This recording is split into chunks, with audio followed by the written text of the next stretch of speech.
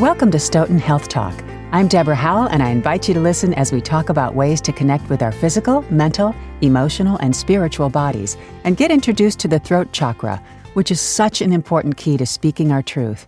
Joining me is Amy Krull, a Reiki master teacher, yoga teacher, and holistic health coach. Amy, always just so wonderful to spend time with you. Thanks for being here. Thank you for having me. It's great to be here. Before we dial into the throat chakra, can you give us a quick picture of the chakra system as a whole? Yes. So the chakras are dealing with our energy. It's that life force energy that's within all of us. And it's this vibrating frequency energy. And your chakra system is like a mapping of your mental, your physical, your emotional, and spiritual bodies. And it's all how they interact within the body. Got it. All right. So the throat chakra, which has been known as the key to speaking our truth. So as a podcast and radio host, I'm very interested in this chakra. This might seem obvious, but can you tell us where in the body the throat chakra is located? Yes. So it definitely covers the throat, right? And also the trachea, the neck vertebrae, your mouth, the hypothalamus, and the thyroid. So anybody with thyroid issues, this is a great chakra to tap into. All right. What other things can you tell us about this chakra? So the color associated with this chakra is a blue, almost like a turquoisey blue or a light blue. And the sense for this is actually hearing.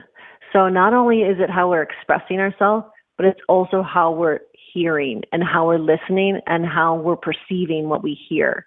So I always think that's very interesting. It's formed when we are that age where we're starting to say, who am I? What is my truth? And then starting to figure out how you express that truth to the world. And it's really just this expression, this communication and listening, as well as sound and your personal truth. So really, what roughly age are we talking about? Well, I think the last one was 4 to 7. So, I mean, I think this happens whatever age this kind of hits you, right? Where you're starting to do this, well, who am I in this world? So that I think it's different for everybody, but I think it can be from like, I don't know, let's see, 10 to maybe those tween years. Yes. Okay. Very important. Is there a theme associated with this chakra? Yes. So this would be the truth. So whatever you view as the truth. And a lot of that, is how we're raised. And a lot of that comes about like, well, it's how I'm raised, what I think is really the truth. So some people rebel against that, or some people say, no, that's really what I believe. So it's just really getting into that theme of your truth and your expression of that truth. It's a deep one, isn't it? It is, yeah, definitely. And just like the heart was that bridge from the lower chakras to the upper chakras, the throat is really that bridge between speaking from your heart and then speaking through your mind. So it's like that balance.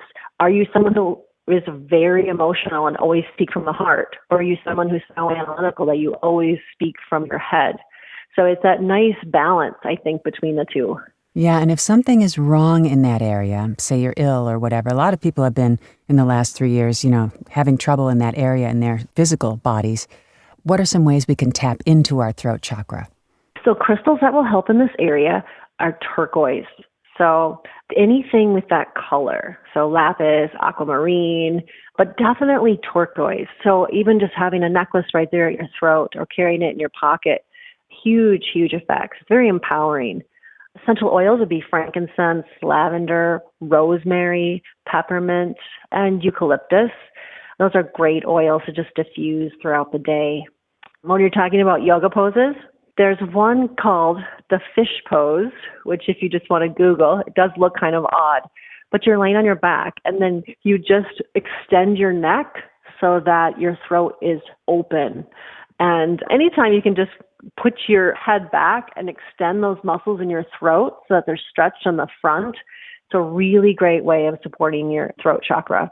And one other yoga pose is, I always call it the watching TV as a kid pose, where you're you kind of lean back and then you put your legs up in the air and you're supporting yourself with your elbows. It's called shoulder stand. But yeah, great pose for your throat chakra. Shoulder stand. Okay. This is really all about openness, isn't it? It is. It really is. It's just tapping into that area. First of all, just giving it attention. So many times we don't give it attention. And where your attention goes, that's where energy flows. So that's just the first step, is to just think about your throat chakra. Is there anything else you'd like to add to our conversation today? Yes. So singing is great for this. Humming is great for this. You don't have to be a great singer, but you can just kind of sing along to music. It's a great way to get that energy going. Another thing is chanting mantras. And the sound associated with this is hum, H-U-M, literally. So even if you just hum along to some things. Drinking teas will soothe the throat. That's a great way to just help the throat chakra. And one thing I love to do with clients is a write and release.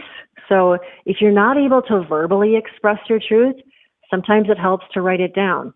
And so if you have a particular issue or a trauma you've been through, you can write everything out about it and then go ahead and burn that piece of paper and then watch it be released. It's a really good thing for your throat chakra.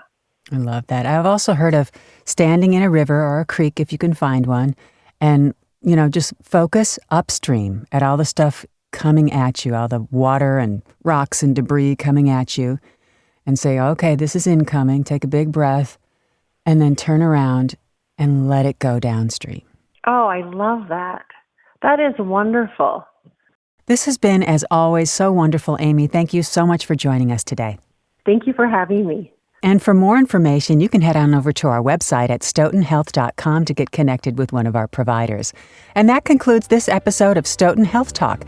Please remember to subscribe, rate, and review this podcast and all the other Stoughton Hospital podcasts. I'm Deborah Howell. Have yourself a terrific day.